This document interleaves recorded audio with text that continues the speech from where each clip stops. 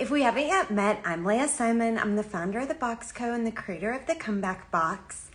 And I built the box to help us all through this challenging time. And I've met so many amazing people on my journey that I'm bringing somebody on every week to unbox their expertise for you. And today, we're talking all about the Quarantine 15.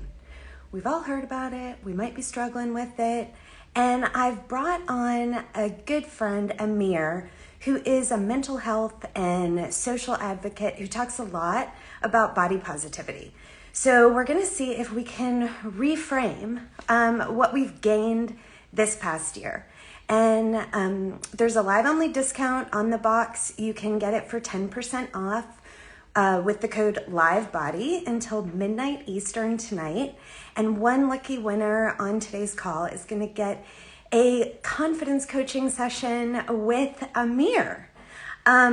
So just waiting for Amir to join, and then would love to bring him up. And don't forget, oh, hi, Amir. If you have a question, you can just hit that question icon and it will send it to us. Okay, joining. Waiting. Hello. Hi. Hello, How are hello. you? I'm good. What's going on? Good, good. I love your bookcase. Oh, thank you. You know, Yeah. we gotta read, right? Yeah, it's lovely. Thank Very you. colorful. We So, gotta keep it fun, right? yeah, I'm so excited to have you here today. You've really just shot to fame on TikTok. I know that you have over 5 million views now and you just keep growing. So thank you so much for taking your time. I just feel like you have so much to share with everyone. Absolutely. I love to be here. Thank you for having me.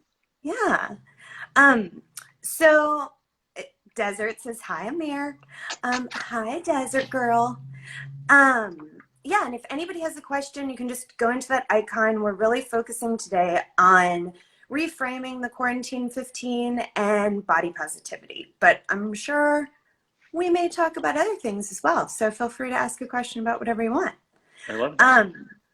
So Amir, I would just love to start with what drives you? What's your mission? You are so active, and I feel like you're really breaking down a lot of social stigmas.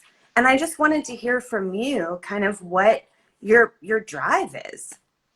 Absolutely. That's a great question. By the way, I love your hair. I love bangs. Oh. Not everyone can pull off bangs. That's fun to say Thank that. you. You're welcome. Thanks. Being a stand-up comedian, my mission has always been to destigmatize and minimize shame through education and humor. I think a lot of times, especially, May being mental health awareness, people talk about suicide, anxiety, depression. Don't talk about it. Like, it's not Right. that serious. Everybody struggles with it on some level. So I think it's important to amplify those things and to talk about the fact that being queer in America, yes, is safer than other countries, but it's still not that safe. So I always try to bring attention to stuff that people kind of want to sidestep. I'm all about stepping on the mind, taking a second to really digest the topics, because a lot of people want to kind of go around things, and I'm all about going right through it. Yeah. And I think because I'm a queer Persian Muslim, a lot of intersectionality, I haven't really had the luxury of, I like to call it changing the channel. I think if you're a white, straight man in this country, you can easily change the channel, right? You can choose to ignore what's going on, but I've never had that luxury, so I've always had to step into stuff. So that's where it all started. And I was like, when I first started my Instagram, it was called Coming Out with Love, right? So it's all about Oh. positivity and love. And I was like, wait a second, that's not me. I'm frustrated, I'm angry, I'm irritated about issues in Right. our community. So Right. from there, I was like, okay, I'm gonna lean into that. And you can still bring positivity and love into stuff and humor as long as you're being authentic to how you feel. For me personally, I was frustrated at the way the gay community focuses on bodies, and you have to be hot and you have to be muscular. There was so much tension, as someone who dealt with an eating disorder, I really, going into the queer community, I was so susceptible to all of that stuff. And I still am. There are times where I have to unfollow people because they're constantly posting shirtless pictures. So it's a process to kind of come to this platform. And I do get tired, honestly. Like, there are times where I'm like, oh, I just don't want to post anything that's that kind of, controversial. But in those times, I post like funny things. So that's the freedom in it. Yeah. Yeah, Yeah, I've definitely gone down some rabbit holes and lost track of time going through your TikTok I videos. I mean, appreciate that. yeah, I can just watch them forever. And I think it is a really good mix of sometimes it's serious, sometimes it's just entertaining and funny. I feel like you also highlight a lot of other great content creators, and I've found other people through you. Oh, So, good. I try to yeah, do that. yeah. I try to amplify other people's voices because I think we all have an interesting story. I think people sometimes see me and they're like, you're not only so confident, you seem so fun and funny, but that's also a persona. I'm an outgoing introvert. So I actually get quite introverted, like before I do interviews or if I'm on TV. It looks natural, but I get nervous too. I have my own emotions. So I try to be very honest about that because I think people see me and they're like, it looks so easy. But anything that looks easy is usually really hard. Like, have you ever seen alpine skiing? It looks really hard. I mean, really easy. They make it look, but it's very hard. Like, you have to, it's a tough sport. So I think being yourself, being confident, those are all things I work at. It's not just I'm there. Yeah, I mean, I don't know if you've seen this, but when I first launched the company in January, there was nothing about me. I built a product and I didn't realize that people wanted to see the founder, meet the founder, see the creator. I'd never done a story. I'd never put the Wow. camera up in front of my face. So this has really been driven by, okay, beyond the box, how can I continue to bring things to people? But it's also me challenging myself of getting over that fear and that shyness. Mm-hmm. And I did plays and things growing up, but it's very different to be a character on a Right. stage than to come Mm-hmm. on here and just be yourself. Um, Whew, it's not easy. I applaud you. I mean, I used to do a lot of Instagram lives, and it is tough. It's like you have to really put yourself out there, and being in a stage, or I've done acting as well. Like you're in a movie, you're in a TV show, you're playing another character. There's a bit of distance, and one of the reasons I did create Amir Yass, this like irreverent caricature of a gay man who's like, nah, that's not who I am, right? I created a little bit of a okay. buffer so I could kind Yeah. of like, even when people hate me, they hate Amir Yass. They don't hate Amir Yassai. Amir Yassai is really kind of a little bit emotional. I cry all the time. I'm very introverted, but I'm Yeah. outgoing. So Amir Yass is the one that you're hating. So it puts a little bit of distance because I do get a lot of hate messages. So Yeah. And I've heard that, I mean, it hasn't happened to me yet, knock on wood, but I've heard that once you start really doing this, you do have to be prepared for a lot of hateful comments. And I've seen how you've dealt with it, and I think that it's quite elegant. But I've seen a lot of your videos, which are replies to some hateful comments that you've gotten. really bad ones. There's one that I posted, and the video wasn't even about my body, but someone commented like, "Oh, he should be a model for Lane Bryant or something," and I was like, and I wanted to be upset, but I was like, you know what? My body has not only helped me survive a pandemic where millions of people have died. I'm not going to sit here and let this person who hates their body project that onto me. I'm Right. happy with my body. Like when I went to the doctor and he said, "Oh, you've gained all this weight." When I thought about it, I was like, yeah, I could lose a couple pounds, but this body protected me. I don't care about hot girl summer. I don't care about looking good in a Speedo. And who said I don't look good in a swimsuit, honey? I look good. I feel good. There are men that are buff, and I have friends who have like perfect quote unquote bodies, and they're always shocked at how confident I am. I'm just like, this is my body. Like, confidence is how you carry yourself. It has Yeah. nothing to do with the way you look. Yeah. Zero to do with the way you look. Because I've worked with people that are, so good looking and models and A-list actors that have millions of dollars. Yeah. And And they're the most insecure. mm-hmm, Be- mm-hmm, because because and I have known a lot of models, and I think what happens is that they've grown up identifying with that their value is how they look. And when amen. that is the only place that you get your confidence, Mm-hmm, then it's a very fragile thing, especially because the way that we look is not a constant. We age, we gain weight, we have a mm-hmm, pimple, Like, We get psoriasis. You know, I know people that have gotten psoriasis models that are like, oh my God, I'm never going to work again. And they freak out. And I'm like, but you know, I think that personality, who you are, being yeah, authentic, nobody can take that away. If all of my followers unfollow me tomorrow, I'm yeah, still going to be myself, right? So I'm not pretending to be anyone other than like a caricature that I've created. So yeah. it's like in my head, I'm like, even if you took it all away, I'm still going to be myself. So I haven't done anything where I feel like I've sold out to get followers. I I just create what I create, and if it speaks to you, that's great. And if you don't like it, that's okay, because there's other people that like it. And I think that that's what I give my students advice as well. I'm like, if someone doesn't vibe with what you're selling, that's fine. People called Elon Musk an idiot. People called Oprah like ridiculous for wanting to be on TV as a black woman in the 80s. I mean, it's like Right. if your dream is small, people are going to co-sign it. If your dream is big, like I'm going to be a star, right? So I've always said that since I was like Well, 5 years I old. think you already are. Thank you. You know, thank you for that. You know, and I think a lot of people looked at me, they're like, you're like a chubby Persian Muslim in Orange County. You're not going to be anything. And as I moved in the world, through the world, I realized that my authenticity and who I am and the way that I connect with people, people respond to that. And you can't buy that. You can't teach that. That's like, you either have it or you don't. You could take a class every day to be authentic and you'll still be phony, right? So I think Right. you either have it or you don't. You either get it or you don't. It's very simple, but I think people Yeah. overcomplicate it, you know? Yeah. You're getting a lot of support in the discussion, and thanks to everyone for not only joining but participating. Please like comment Hi, and ask any Riv. My questions you friend Riv want. is here. Love her. Oh, hi. Nice to meet you.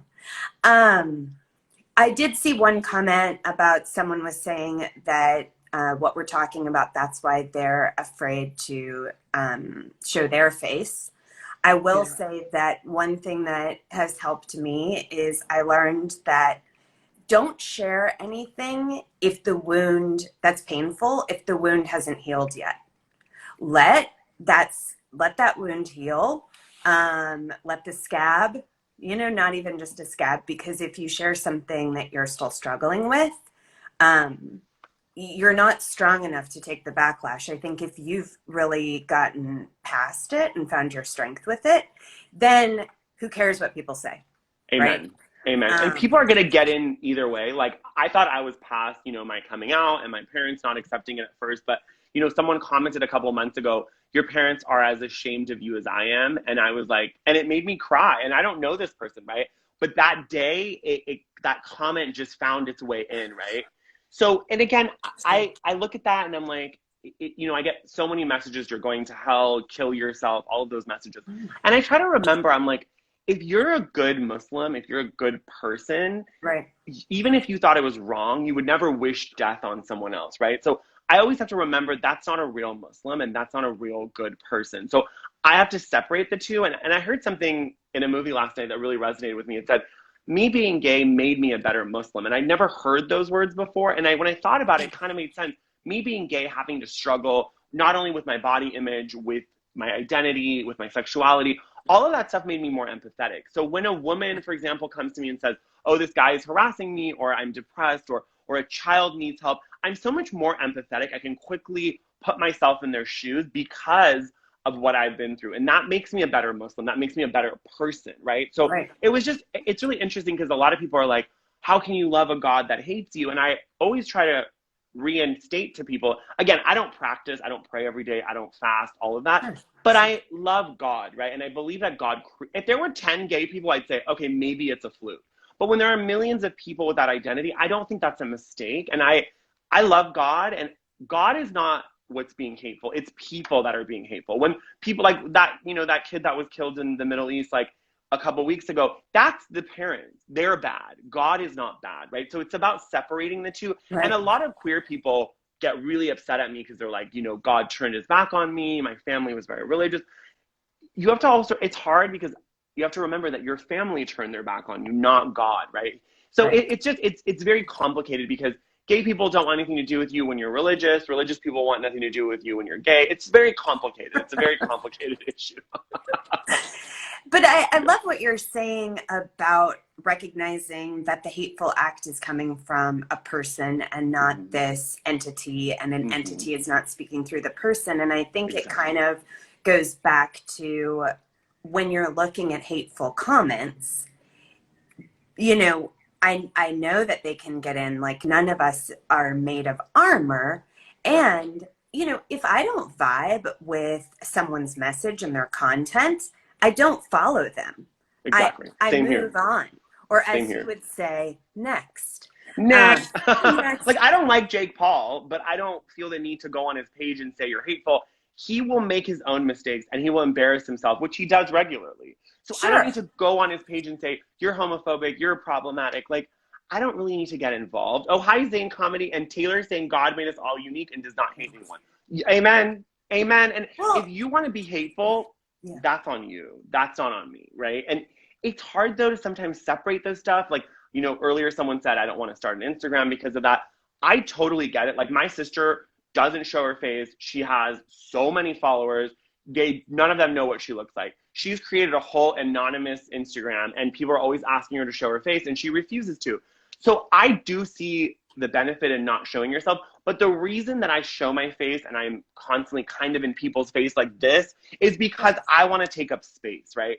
As a queer, chubby, fat Muslim, I want to take up space. Like, I want to and be like, this is what my body looks like. This is who I am. Fat is not scary. By the way, for anyone that's like wondering, I've gotten a blood test. My heart rate is perfect. I am healthy as an ox. But that's not the point, because a lot of people like to project their body image right onto you. I can't wait to lose the quarantine 15. I want to lose weight. I want to look good.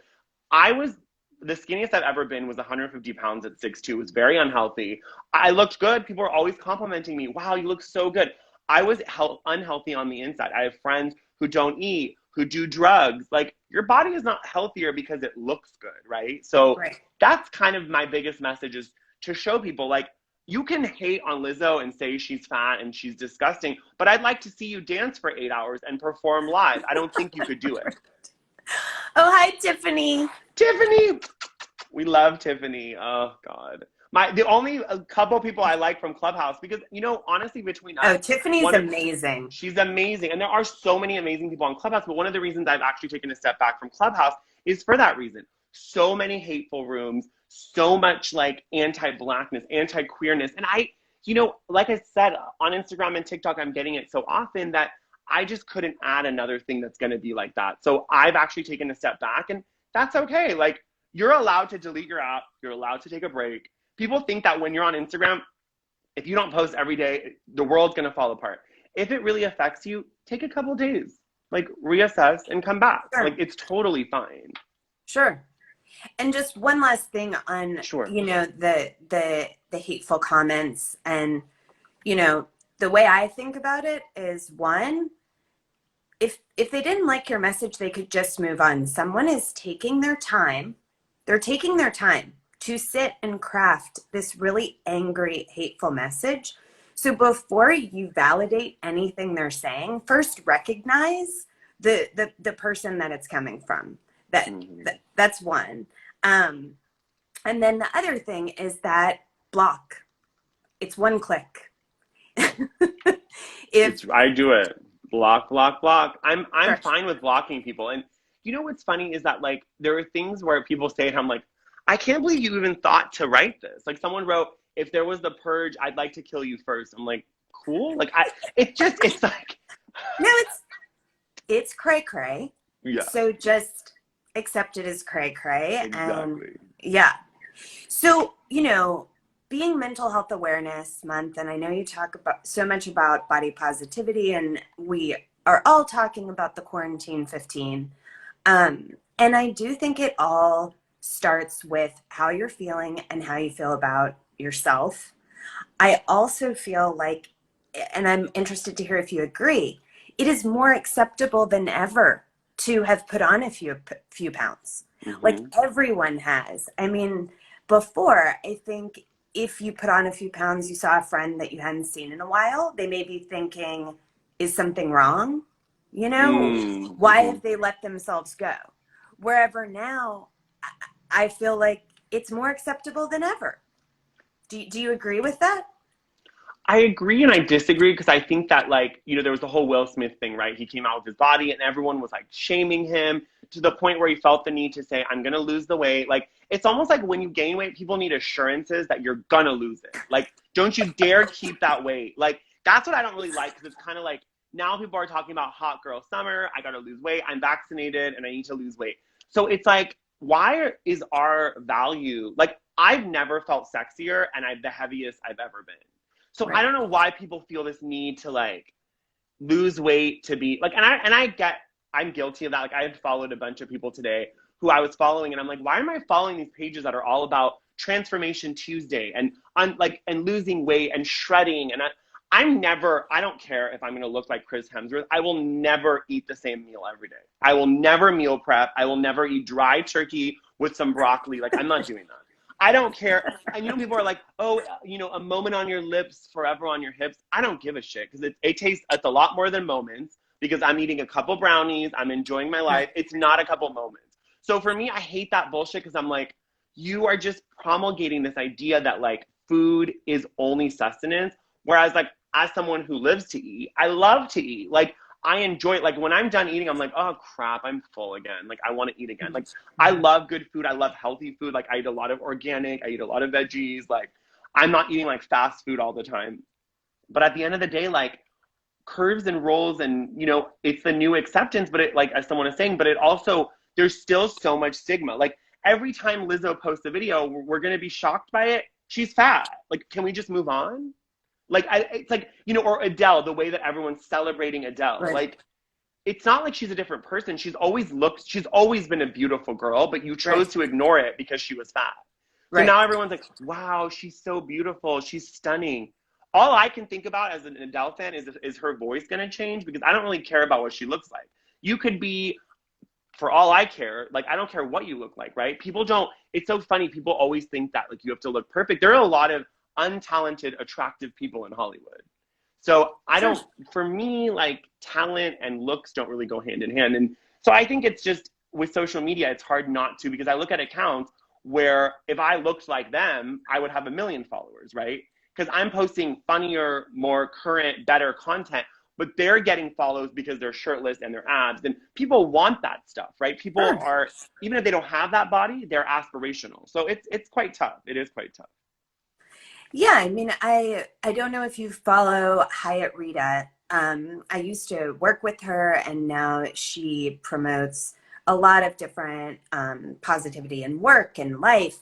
And she's on her own health and wellness journey, and she's commented a lot how she gets a lot of positive comments and kudos for having an unaverage body size, and people being like, oh, you have so much confidence for someone that, you know, has this type of body. And, you know, she will call them out about, don't acknowledge me that I'm comfortable with my body. You're just reinforcing that there is this one perfect body that we're all supposed to have.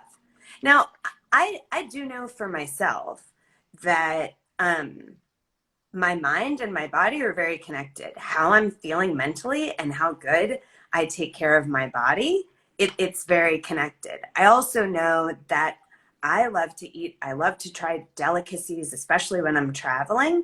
But I also know that there's food that tastes good but makes me feel bad. Like, I feel very lethargic afterwards. Chipotle for me. Yes. Yeah. So I think, you know, we should all be a little gentle on ourselves, because this past year has not been the most motivating. Absolutely not. Absolutely not. I mean, and around food, like, people always associate food with just eating, right? But people eat sometimes when they're emotional. They eat when they're bored. Like, I've spent a lot of time eating when I was bored, right? And you're like, oh my God, I just finished this whole bag of chips. Like, so you have to be caught. And someone is saying that a desert girl is saying I had weight issues since my teens. I've heard it all. It's true. Like, so have I. I was a professional tennis player and a professional swimmer. So when people are like, oh, you need to get in the gym, I'm like, sweetie, I used to work out 9 hours a day. Like, I can look very fit. This is a choice. I don't enjoy working out, and I don't feel the need to. So I go for walks. I'm happy with the way my body looks like. People meet me, oh my God, but I remember when you worked out. Well, then forget it. Because this is my new body. This is my new reality. And I'm not trying to be militant, but like much like you said, I call people out. When I post a picture and people are like, wow, you're so brave. I'm like, for posting the body the way it looks, that's what my body looks like. I don't have a six pack. I don't have muscular arms. And if that's what you're looking for, then go follow the 6,000 other accounts that do that, right? There's not like a shortage of accounts that are doing it, right? So sure. And, you know, I think that it's amazing that you are so confident with your body. I think there are a lot of people who have gained the quarantine 15 who don't feel like themselves. And and I think it's okay. And what I'm just trying to see myself and for other people is maybe we didn't go to the gym or take care of ourselves like we used to. One, because we couldn't. Right. So unless you could get really motivated to start new home exercises, I mean, there were several months we couldn't even go to a park or go on a hike. Yep. Mm-hmm. So give yourself a break. Right. And also, I think, I don't know if you remember, what cereal was it? Special K, the Special K challenge, maybe. But they did a campaign that was about what will you gain when you lose? And it was all about you will gain confidence. You will gain this. You won't. It's like buying a Mercedes and thinking you're going to be a celebrity, right? In the commercial, when you buy an iPhone, you're not going to be cool. Like, you're a loser still and you have an iPhone. Like, there's no like A to B. Well, that's marketing. That's smart. It's like, if you work out, if you lose weight, you'll become a star. That's not how it works. You'll just be a skinny person. That's it. Like, that's the only difference. And I think that, again, I want to make it very clear, because you did mention this, like, body positivity, like Demi Lovato said, is not an everyday thing. I don't love my body every day. There are days where I'm like, oh my God, nothing fits. I had trouble going up the stairs. I like have my own struggles, but what I'm choosing to do is step into that and be like, who loves their body every day? Even if you're like, let's say, who's like a perfect, but Chris Hemsworth, he could be buffer. He could be taller. He could be better looking. Nobody, I've worked with all these people. I've worked with Michael B. Jordan. I've worked with Childish Gambino, Gwen Stefani. The list goes on. Every celebrity you've ever known, I've probably worked with. They are all unhappy with something.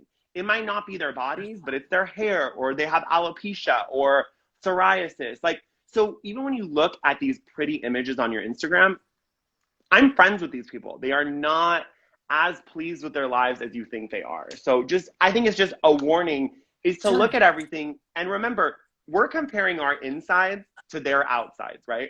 We don't know what they're going through. That's why when celebrities kill themselves or disappear or like stop doing movies, people are like so shocked. I'm like, they are also people. Right. They just have fame and attention. And again, for me, it was always like, if I get verified on Instagram, if I get 100,000 followers on TikTok, all of those things have happened. My life has not changed at all. Right. One bit. It's just, I have more attention. I have more DMs. I have people taking me seriously. But aside from your emotional life, zero things will change unless you go to therapy, unless you make an effort. Like, you have to fix your own life. Nobody's going to do it for you. Yeah. I talk about this distinction in the box, the comeback box. One of the days is about have, do, be versus be, do, have. And basically the concept is that most of us approach things like, once I have lost 20 pounds, then I will do walks every day and take better care and da-da-da-da. And then I will be confident and comfortable and attractive. But it's actually the reverse. You first have to get to the place of being. I am a confident, attractive person. That is why I do these types of daily activities and eat healthy food. And that is why I have confidence and Exactly. Got it. Yeah, it's well, and it's not so like A to B, right? If these things are like A to Z to D to E, being a person, especially as a Gemini, your emotions are up and hi Garen Flowers. If you don't follow Garen, he's from The Bachelor. I love him. So hi Garen. I think as a Gemini, you have so many emotions and life is up and down. So the idea that we're just going to go, all right, I'm going to go for a walk. Oh, I love your cup. I collect those Starbucks cups. I love those. California. I love it. I like a Maui one, New York, California. I love those. We're all over the place. We have so many emotions. And I think that like, we do ourselves a disservice, right? When we're just like, oh, if I lose 15 pounds, if I get divorced, you're just going to be a single skinny person in Paris, right? That's great. Awesome. You're eating croissants, but you're depressed. Life is not so A to B, right? Sure. Yeah. Desert Girl's a Gemini too. I'm an We love our Aquarius, Geminis. but I'm a double Scorpio moon and rising. So Double Scorpio. I'm a Gemini, and then I believe it's a Leo moon, and then Gemini rising. So there's a lot going on. oh, that's a lot of air. It's a lot of air. That's why I'm always in the clouds. But you know, very intellectual, very conceptual. I feel like that makes sense. Yeah, check that. So do you have any specific advice for someone struggling with feeling good about their body? You know, one lucky person from this live is going to win a confidence coaching with Amir. And also a reminder that the comeback box is on a discount, 10%. I'll put it in here, but the code is live body. Ooh, and so it's body. Yeah, it's on discount until midnight Eastern tonight. And the box also is a big confidence booster. It's 28 days of self-care experiences. So any specific advice for someone struggling with this and how they can get back on track? You know, like, it's funny because it's like, I always would listen to people talk about their bodies and be like, I just work on it and I love my body and it's about being authentic. And I'd always be like, what the fuck does that mean, right? People always say, be authentic, love your body, but what does that really mean? What does that really entail? Most of my life, me and my sister, God bless her, would have like a system, right? We'd be like, okay, you're going to push me in the pool with my shirt on so I don't have to take my shirt off in front of people, right? I was so embarrassed. So we had a whole system, like she'd push me in and then they'd be like, oh crap, she pushed me in, and then I could take my shirt off in the pool. And the entire time I was in the pool, I was thinking about an exit strategy, about how to get out without anyone seeing.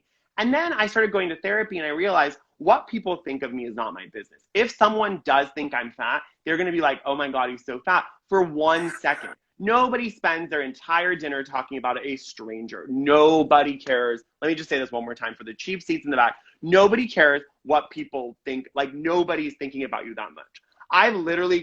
You could walk by completely naked and I'd be like, wow, she's naked.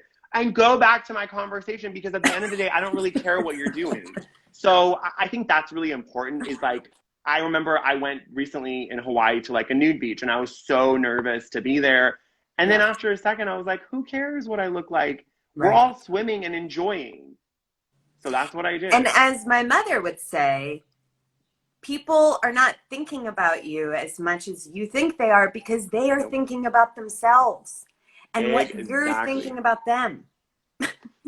It's like a whole vicious cycle, right? It's like a vicious cycle of, and then there's also like, you bring in race and religion and sexuality. People get really in their heads like, oh, this person doesn't like me because I'm X, Y, and Z. And it gets very, very complicated. So again, it's a lifelong battle. You're never going to be every day loving your body at every second. But, you know, I try to go back to the fact that this body has sustained me through a pandemic. So for me to hate on it is really kind of really, really ungrateful. And instead of being like, oh, I need to lose weight, I'm going to find people who resonate with me and are enjoying my body, not even okay with it. Don't ever be with someone who's okay with your body. They should enjoy it. They should be into it as much as you are. And I think that that's really kind of my mission in life, is I'd rather be single for the rest of my days than be with someone who's like, oh, don't you want to go to the gym? Like, I had an ex who'd be, oh, I think you've had enough cupcakes. No. I'm going to eat as many cupcakes as I need to, right? And a lot of people do eat out of spite. Like, we are told not to eat, so then we overeat. There's a lot. Eating is very emotional. So I think it's just, like you said, be kind to yourself. Hi, Tessa. Oh my God, I love Tessa.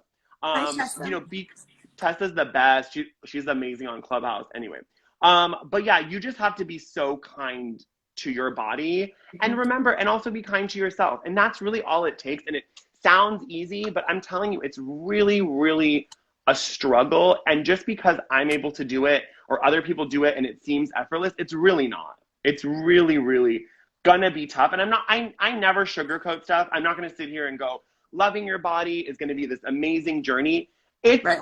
a nightmare, but anything worth it is really hard. So as you go through it, you will find your way. And I think that, like, last thing is, if social media doesn't resonate with you, you don't need to be a fucking influencer. Like, you can do another job, right? Like, if you're emotional and it's affecting you, you're allowed to step away. Like, not everyone is made to funnel hate messages and deal with it and process it. That's not for everyone, because it's not easy. Sure. Like, people write, it's not one or two, it's hundreds of "you're fat, you're gross, you're gross, you're gross." After a while, it will get in, no matter how strong you are. So it's not made for everyone. So just wanted to say that. Yeah. Yeah, I think that's an amazing point. I mean, you're obviously on a very deliberate journey. You have a purpose and you are using the platform for a reason and for good. And I don't think that everyone needs to do that. I will say that I did like a recent PSA because I've learned so much about how social media works and how basically, unless you're paying for advertising, the way that you reach new people is the people following you engaging with your content. Yeah. And when they engage with your content, it shows it to more people. So I would say not everyone has to be a content creator. You can be someone who is just elevating the content of other people. Yeah. So, if you like what someone's doing, the best thing you can do is engage with their content, share it, save it, and lift it up and expand that message. And likewise, remember that if you keep engaging with content that you don't like, you're making it bigger. Yeah. You're Yeah. feeding So when you comment, you're feeding the flame. So anyway, that's just my little PSA because I didn't know about that. True. And then after launching the company and learning about social media, that's been, new for me. And then you said something else about being gentle on yourself. And I just wanted to share this with everyone. The first day in the box, the box is guided by a deck of cards, and then there's sensory objects that correspond to what you learn, and then you place them around your home as reminders for future action. So the base of the box is this soft organic cotton, and the first day, I ask you to place your hand in the cotton and feel how gentle is the cotton on your skin. And now, please be as gentle with yourself as the cotton is on your skin. Wow. And throughout the journey, if there's days where we're dealing with something that could be challenging, I might ask you to touch the cotton, remember the cotton, put the cotton in your pocket. And I just wanted to share that, whether you get the box or not, perhaps find your own talisman, your own reminder to be gentle on yourself, and put it around your house or put it in your pocket as a physical reminder. Because like you're saying, it's something we have to constantly remind ourselves of. You can forget, and again, if you're a gay man listening to this, it's even easier to forget, right? We go to clubs where there's shirtless people dancing on the stage. We have Drag Race, everyone's fit. You go on Grindr, it's a bunch of shirtless pictures. A lot of straight people, you go to a club, you're not going to see someone's abs, right? But where we go, it's going to be a lot of that. So I think that at the end of the day, like, as a gay man, you have to be more intentional with it. And for a long time, when I used to do live events before the pandemic, because I would do panels at the LGBT Center, like big panels with 100 people.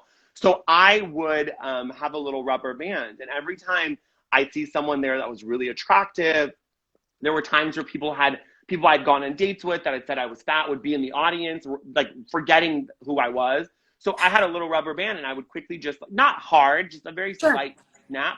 And just a quick reminder to be like, I am worthy. I'm the one on the stage. I'm the star, right? Like this kind of, and I don't say this to be like, oh, I'm amazing, I'm a star. It's a reminder to yourself that no matter where you are, channel Mariah Carey, whether you're at the grocery store or you're on a stage, right? Like, channel that I don't give IDF energy, right? I don't give a fuck energy. Like, that's how I live my life.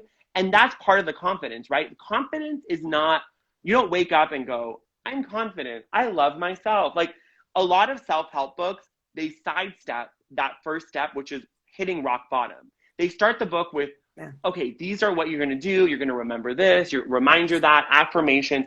Where is your rock bottom? If you don't hit rock bottom, you're never going to be able to climb.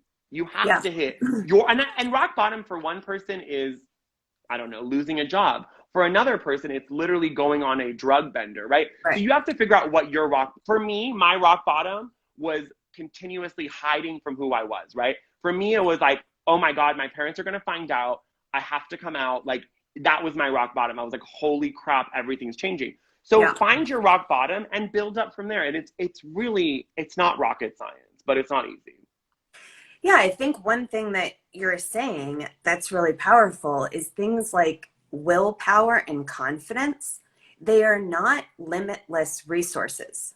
No. If you are trying to lose weight or trying to get to a new goal and you are just relying on willpower, it's a depleting resource. It's not something that's going to be available to you every morning.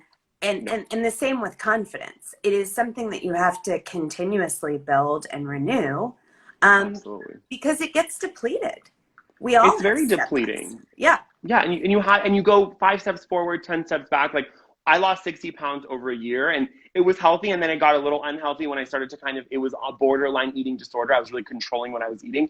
But I used to sit up in bed and think about what I ate and analyze it, and that's not a very healthy way to live. But I do believe that you can healthily lose weight in a very healthy way if you're cognizant of what you're doing. But at the end of the day, a lot of times we're not intentional. We're losing weight because we want to start dating or we're single, the whole revenge body. There's a lot of these cultural phenomenon that you just need to stay away from. And again, I don't say this to be like, oh, if you work out and love to be fit, it's a bad thing. I don't think it's a bad thing. It's just, if you're working out 3 times a day, maybe there's a problem. Being addicted to working out and looking good is also unhealthy. So you just have to look at things and just be a bit more self-aware. But we're all on a journey. You're going to make mistakes. Like, when I was on my diet, I didn't eat cake on my birthday. Like, you have to be very strict, but things, it runs out. You know, those kind of confidence is connected to how you feel. So if you wake up and you're not feeling good, like, there are days where I have to do an interview and I don't want to. Like, I had a podcast interview this morning. I didn't want to do it, but I had agreed. It's part of my schedule. I have to do it. So even if I don't, and I always tell people, like, you want to be a celebrity, you want to be famous, but if you have a migraine, you're performing. If your grandmother died, you're performing. Nobody really cares. So if you want this, like, you cannot go to lunch. You cannot go out with your friends. You cannot go to dinner and a movie. Like, if you want to live that life, that's great, but you're not going to ever make it in Hollywood. So you have to sacrifice things. And I don't say this to be flippant, but I just think that people think that, oh, overnight success, it looks so easy. If Amir could do it, I could do it. No. It's 15 years of working, and now I'm doing my own thing. Like, you guys don't see it. It's 20 years. I've been working since I was 18. Like, you don't see all of that work, and nothing's an overnight success. And I think that with confidence and your body, you are taking up space. You know, it's matter, right? We're taking up space.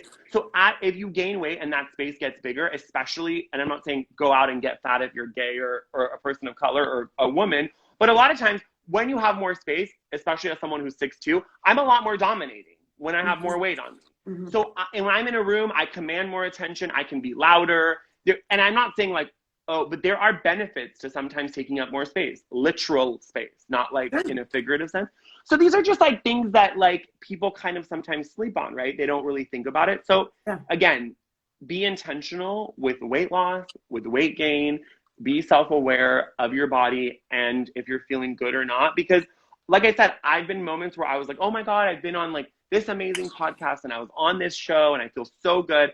And there are days where I'm like, oh my God, this person that I wanted this job and I lost it. Like, I lost this job that I wanted and my friend got it. And I've been so envious. Right. And I'm just saying that because that's the truth. Oh, hi, Anastasia. I love you. You know, it's you have to be okay with ugly feelings. I was envious. I didn't want her to have it. I wanted the job. I'm not going to sit here and send her flowers and be like, I'm so proud of you. I'm not. I want the job. Right. So you have, and that's okay, because I think a lot of times, especially in America, we run away from ugly feelings. I'm proud of her. I love her. It's like, if you don't, just don't say it. You Right. don't need to, like, you don't have to be mean, but you also don't need to be supportive either. Like, so Yeah. again, I try to be open about some of these ugly feelings. Yeah. I mean, none of us are going to wake up feeling great every day. Every day is not going to be a No, great day. And I think social absolutely not. media has tricked us into um, thinking that there are people that are always in Hawaii on vacation or with friends at a fun party. And that's not reality. And just Oh, knowing that we can have tough days and accepting absolutely. that. There was something else that you were talking about in terms of performing. And I think that that's really relevant for someone who wants to be in the spotlight. But I think everyone also has to perform to a certain Sure. extent in their Sure. jobs, with their kids, with their spouse, when Mm-hmm. they're not feeling great. And Mm-hmm. one thing that I find really Especially if helpful. you're a mom, right? You don't really Sure, have the luxury. Like, even if you have a headache, your kid, you got to take the kids to school. Like, there's no sure. way around it. Yeah. And one thing that I found really helpful is to create some rituals that I know that get me back on track. So there are certain things that I can do. I made a playlist, and it's actually on my website. There's a link on the Instagram. It's called the Comeback Playlist. It's songs that will bring me back to life, get I me love that. energized, get me motivated again. If I'm Mm-hmm. having a super tough time and I have to perform in some way, perform for my job, perform for whatever, I go on a walk and just listening to those songs. I love that. I did this exercise another person taught me, which was making my badass moment list. So Oh, you on your phone, do it on your phone. You open a note and write down like the 10 most badass moments of your life, things that you were super proud of. And then whenever you're not feeling enough or that you have that confidence, go back and read the list and remember who you are. mm-hmm. I love that. I was mentally doing it. I love it. Yeah, it's super fun. I And did if feel better. yeah, if anybody who's joined us, if you have any tips, please like share them and put them in here. I want to be respectful of your time. So I think one other thing that I just wanted to talk about was even though we might have gained weight this past year, that we've gained so many other things. And just encouraging people to look at this past year and what is in your life that wasn't a year ago.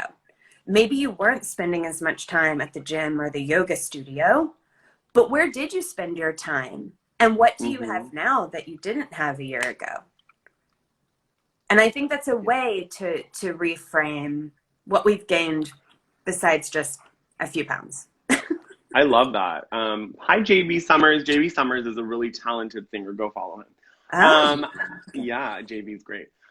So I think for me, um, I lived in LA right when the pandemic hit, and I had come out to my parents about a year before that. So I didn't talk to my mom for 5 months. It was very tumultuous. And then when the pandemic hit, I had come home for Persian New Year, which was March 18th, and then everything shut down like a week later. So I never went back to LA. And then I moved out of my apartment in April, and my roommate went back to her mom's house. So it was very tumultuous. Like my studio I was working at closed. Everything kind of fell apart. wait. But I just want to make sure I'm tracking. Did you say you came out right before the pandemic? like about a year before that, I came out to my parents. I was out before that, but I hadn't come out to my mom and my Okay. parents. Yeah, like my mom and my dad. Everyone else pretty much knew. Wow, but that's Um, challenging timing.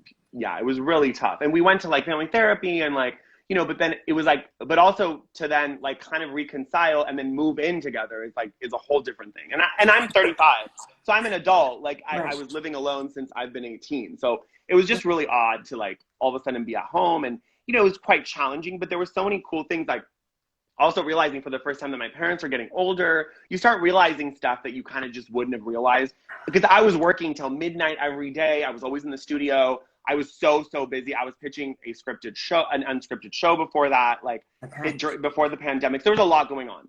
So anyway, to just like round it out, I like, my parents have ducks at their house. We have hummingbirds. Like, I'm like feeding ducks every day. I mean, there's stuff that I'm doing, that going on walks that I would have never done in LA. I was like dating, going out, like working. So it was a real nice pause, and I stopped looking for perfection. You know, I would have never launched my own IG Live that I did 700 interviews. I would have never launched TikTok or any of those things had I not, I wrote a poetry book that I'm publishing. Like, I would have never done any of this stuff if there was no pandemic. So, and it's kind of nice. Like, I also stopped dating. I was like not having sex. So I was really focused on myself. And it was actually really, really nice. It was, I mean, aside from obviously, you know, what went down with BLM, which was really great, but like all of the police brutality, there was just like a lot. There's a lot that happened. And I think that we all went through it. And I think that like now people are like, I don't want people to go back to normal, right? I hope there's not like, oh, we're just gonna have amnesia, right? And go back to being assholes. So I hope that people are realizing. And also, I think the last thing for me, just to wrap it up, is I'm not afraid to fail as much as I was before. I'm like, who cares? Like, you launch, like I launched my Pinterest and it wasn't working. I was like, all right, delete. Who cares? At least I tried. At least I tried to make it a thing. And yeah, TikTok worked and Instagram works, but that it's fine. Like, you know, like someone hacked my Twitter and deleted all my followers. And before that would have made me really sad. Now I was like, I'll just start again. So what? You know, there's a lack of trying to be perfect, which is really refreshing. Oh my God, Lady! I love Lady. Hi, Lady. I wonder if that's sort of a phenomenon of, you know, our old way of life ended very much. A lot of our like old way of doing things, that we all had to try all these new things. And I wonder if now we have less fear, because if you try something new and it doesn't work out, maybe it gets easier to being like, okay, that didn't work. Let me try something else. Yep. I think so. And also realizing you try stuff. Like I tried Clubhouse and I was like, I can do this. I'm really good at it, but it's not for me. I'm moving on. And that's fine. And listen, a lot of us think like, oh, I'm going to have FOMO, or what if I'm missing a business opportunity? It wasn't for you. Right? Like, that's okay. Not every opportunity, like people are sending me like, you should be a part of this program and that streaming app, and you should do more YouTube. I don't want to. Like, you're allowed to like not everyone has to be a millionaire, a billionaire. Like, it's okay if you say no to stuff. Like, like someone asked me to do a makeup line with them and I just wasn't vibing. And they're like, are you really saying no to all this money? And I was like, yep, I don't like your vibe. Like, I mean, I've also heard from business coaches that there's a million platforms. Choose the one that you enjoy spending time on, because if you enjoy spending time on it, you're going to create better content for it. You're going to want to be there, rather than it occurring like I'm twisting my arm. Like, I'm not a Twitter person. Great. I don't enjoy it. I don't, you know, read Twitter. So I don't focus on it. There you go. And that's okay. Like, we don't all have to be, I love Lady. I love your vibe too, baby. All of us don't have to be good on everything. There's this idea where you have to Snapchat and Twitter and Instagram and Pinterest. I always tell my clients, do one thing really well, and then you can do the other things kind of tertiarily. Like, I'm really good at Instagram and TikTok. I once in a while will Snap or Twitter if I feel like it. But I started, like, because of Clubhouse, doing LinkedIn and Pinterest. And I was like, I don't care about curating content for this audience. That's very, like, buttoned up. I'm, like, not interested. And, oh, Amir, you're putting money on the table. And, like, the last time I was on Clubhouse, I was very frustrated. And you could feel it. Like, I was kind of snapping at people. And I was like, why am I on this app if it's bringing out the worst in me? Like, I'm good. Like, I need to step back from this, you know? And that's okay. Like, so long story short, as I babble on, is that you need to focus on self-love. And self-love, Maral just came in. Hi, Maral. It was very accurate that I said that. But yeah, just focus on self-love. However cheesy it sounds, choose yourself. And I do believe in karma, and I believe in the universe. And I believe that if you choose yourself and you authentically are focusing on self-love, You will always be able to pay your rent. I know it sounds crazy, but you will always be able to have enough money to survive. Yes, you might not have a yacht, but you will have enough to live your life because you're living authentically. People that go out they burn out. I know so many influencers that literally do not post anymore. They made millions of dollars and just burn out. So it's better to be consistent than to burn out. Yeah. It's not rocket science. Yeah. I totally agree. And I think a lot of what we're discussing today is that while people might be focused on the quarantine 15 and their body, that it really starts with your mind and how you are feeling. And so if you are trying to make a comeback, if you're trying to lose the quarantine 15, I would just first take a step back and focus on your thoughts and feelings, because until you get those sorted, no matter how much weight you lose or muscle tone you build, you'll never feel better. Right. You know? Right. It's true. Because it's dysmorphia. Like when I look in the mirror, I still see the chubby little kid, right? That's never going to go away. I've been muscular. I've been skinny. I'm fatter now. It always will see that. So whether or not I look perfect, quote unquote, according to society standards, I will always see that, right? But instead of, I was talking to someone about this today, negative thoughts, seeing that chubby little kid, instead of being like, no, no, no, no, no, I'm like, I let him in. He's like a roommate. I'm like, hi, sweetheart. Are you okay? Because that's all it is. It's an inner child that's hurt. Everyone who acts out, from a mass murderer to like just someone having a fight on Instagram, that's all your inner child. There's so much trauma that we experience from 0 to 7 that then gets, like, my therapist said it perfectly. It's like it's like organizing a drawer while you're blind, right? You're moving stuff around. You have no idea what you're doing. So you go to therapy kind of, isn't that great? Yeah. So you go in therapy because now you can see and you're going to put everything back where it belongs, right? You're like, okay, so I have daddy issues. Why I'm dating problematic men is because I have issues with my father. Or I have mommy issues. That's why I feel like I need to be in control. Like whatever it might be, we start putting those things and organizing them. And for me personally, I always liked to be left alone. That was me as a kid. Like I was very independent. I like doing my own thing. So even now I struggle with all of the attention. I open my Instagram, there's 100 DMs.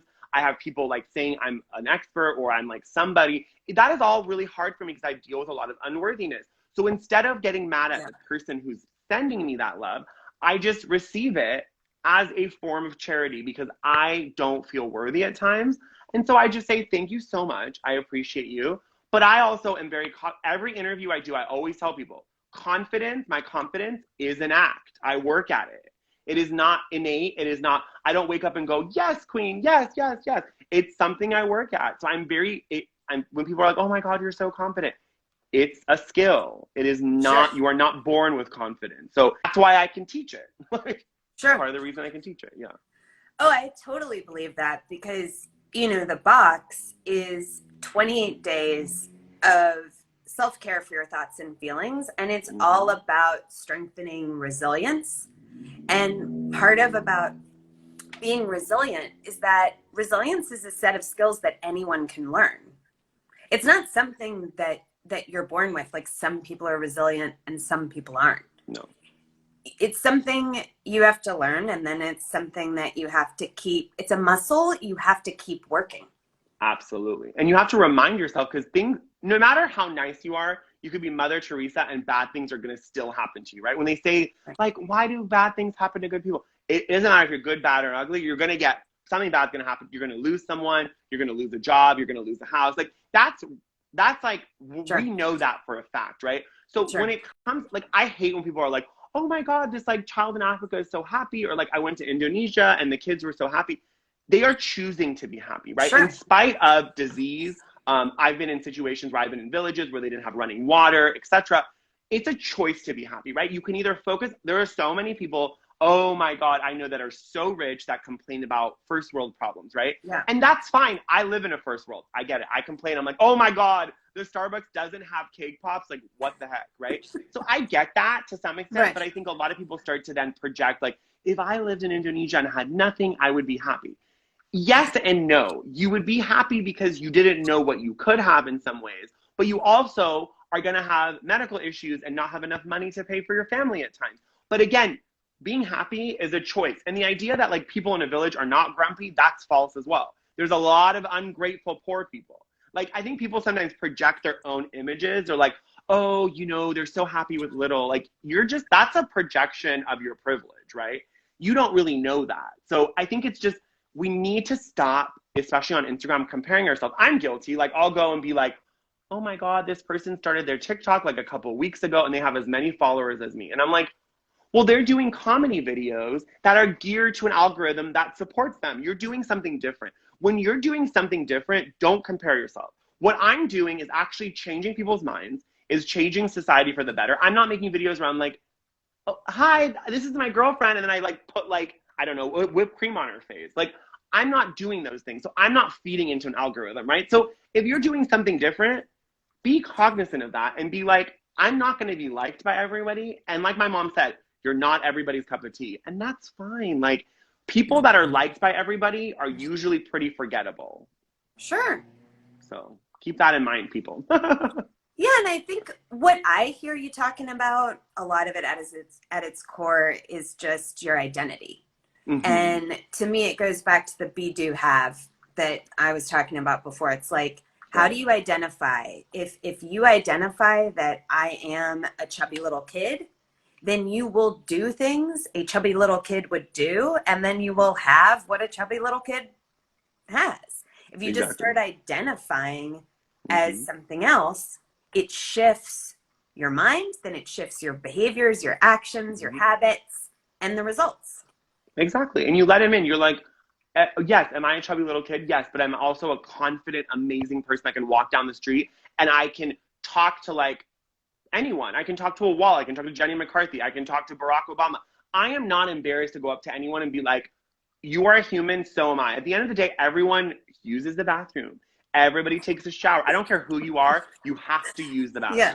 So you could be Putin. You could be like President Biden. You got to go to the bathroom. So we are all the same in so many ways. No matter how famous or rich you are, you have to eat. Yeah. You have to drink water. You have to go to the bathroom. So at its core, we are all pretty much the same. So it's just about a matter of just bridging some gaps. And for me personally, like, I have stopped being ashamed of who I am and actually celebrating it. And then I realized, oh my God, there are other people who want to RSVP to this party.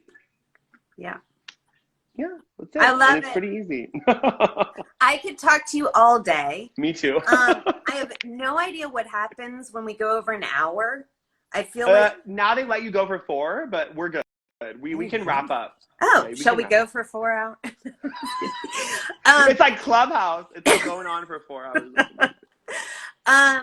Okay, for the winner of the coaching session with Amir, give me your favorite number 1 to 20. Favorite number. I'm asking. Come on, you. People. It's for the confidence I'm asking coaching. You, Amir. Oh, you're asking me. Okay, sorry. I thought they had to come. You know what? I love the number 4, so I'm gonna go with 4. Oh, the number 4. 1, 2, 3, 4. So Shaw P7 was the 4th person to join, and he is she, I'm not sure, is the lucky winner of the. Oh my God! Okay, so do we DM Sean or? Yeah. So Shaw P7. Okay, Shaw P7. Okay. Shaw P7 is the lucky winner. Let me write that down, and we will get in touch with you.